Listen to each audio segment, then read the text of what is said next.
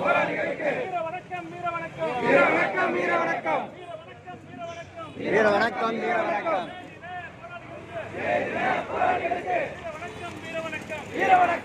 வணக்கம்.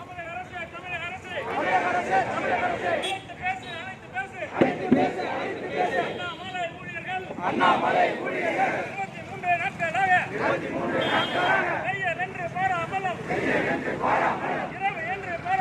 இரவு என்று போராமலும் போராடிக்கொண்டு இருக்கின்ற வேலை அழைத்து பேசு தமிழக